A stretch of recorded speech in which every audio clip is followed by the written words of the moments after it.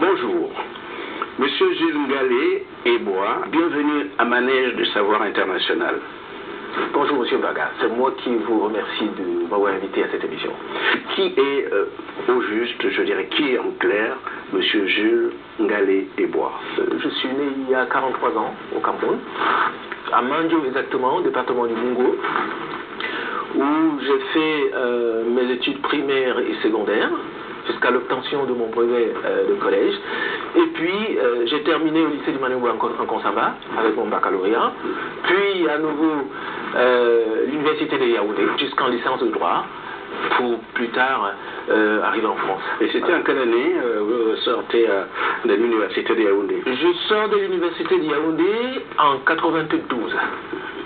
Nous avons été les étudiants nous avons meublé, je peux le dire comme ça, le vaste mouvement estudiantin des années 90.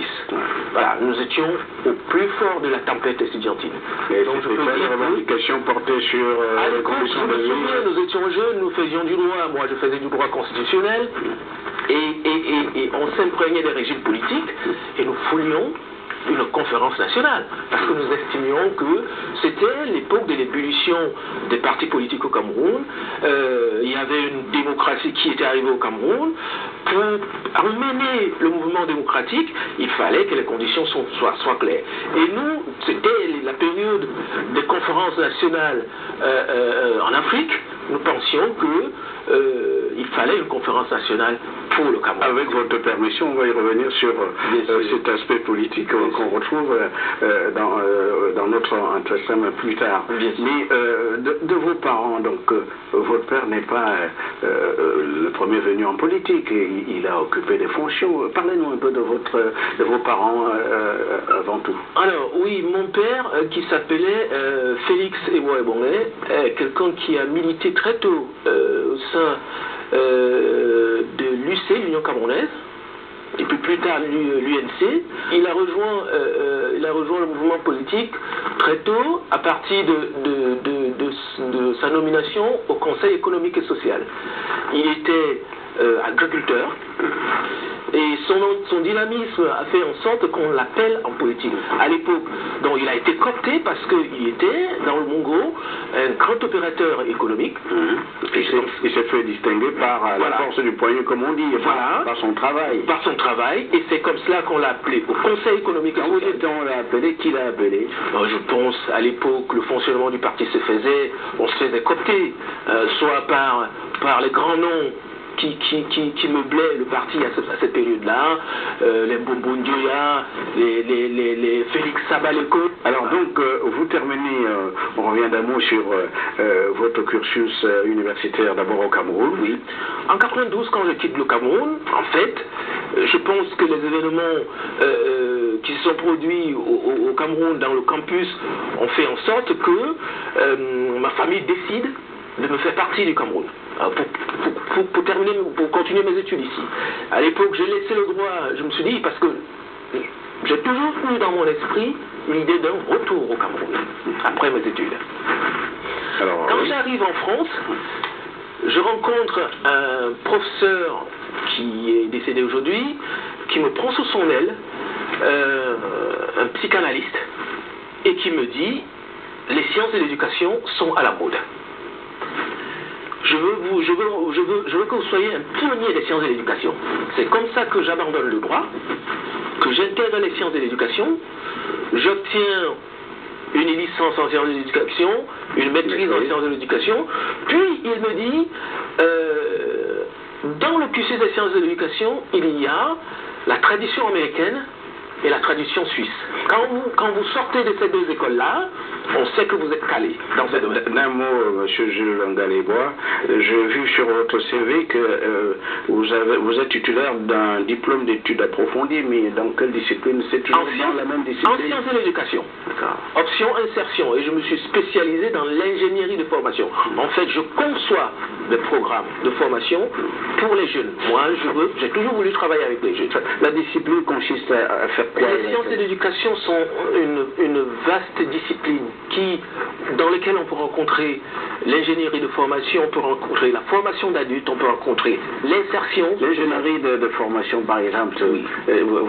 Il sert à quoi? Enfin, je vais demander la brutalité de la question.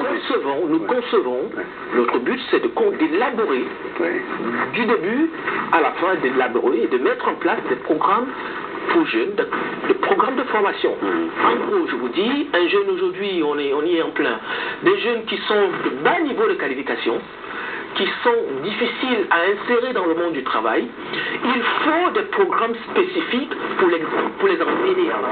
C'est donc du pratique, ça n'est plus de la théorie, c'est vraiment le jeune qui veut devenir, je ne sais pas, technicien de surface, comme on dit en France, le former à ce qu'ils deviennent techniciens de surface. C'est exactement ça. Monsieur Mbarga, j'ai conçu, avec l'aide du Conseil régional d'Île-de-France, un programme qui s'appelle Permis Sport Emploi. Je l'ai conçu, élaboré, il a été mis en marche.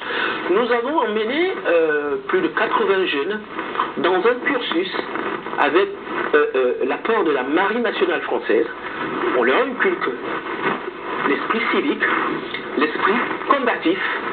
Et quand ils sortent de là, on était en partenariat avec plusieurs organismes, plusieurs sociétés, notamment Coca-Cola, notamment EDF, GDF. Les marques, on va aller faire la publicité. Oui, non, vous aviez des partenaires de haut vol qui nous intègrent des jeunes au sorti d'un programme qui dure 6 mois. Monsieur Gilles Ngalébois, est-ce que votre expertise aujourd'hui peut servir au Cameroun d'aujourd'hui?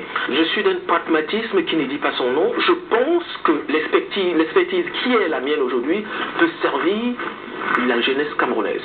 Et je vais aller plus loin, monsieur Mbarga, pour vous dire que j'ai déjà fait la proposition à une ministre au Cameroun, et j'avais imaginé le concept déjà de produire une semaine de solidarité internationale dans laquelle on intègre ce concept-ci. Alors quel a été le résultat? Proposition faite, la réponse était quoi?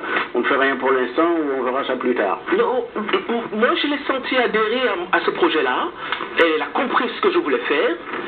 Et au moment où on devait discuter la mise en œuvre de l'élaboration, la mise en œuvre de ce programme-là, 2 de ses conseillers ont discuté avec moi et ils n'ont pas compris. Je pense qu'ils n'ont pas compris. Ils ont mis en avant l'aspect financier, mais je pense que quand on veut faire quelque chose pour la jeunesse, l'aspect financier ne doit pas être au premier plan. Où le projet était bon, on met le projet en mouvement, où il n'était pas, on ne fait rien. Monsieur Mbarga, moi quelquefois je me dis que je suis un peu naïf, mais cette naïveté-là, je l'accepte. En tout cas, malheureusement, le projet n'a pas abouti. Le projet n'a pas abouti, je ne sais pour quelle raison, il est encore dans le tiroir, je le dis, et le projet est là, on peut le concevoir pour la jeunesse camerounaise. D'ailleurs, je me souviens la dernière fois que le président camerounais est venu à Paris, 2013, quand il a rencontré la diaspora. J'ai été reçu par le président, je lui ai parlé de ma volonté d'œuvrer pour la jeunesse camerounaise, mon projet de solidarité nationale, semaine de solidarité nationale, qui est une semaine très pragmatique.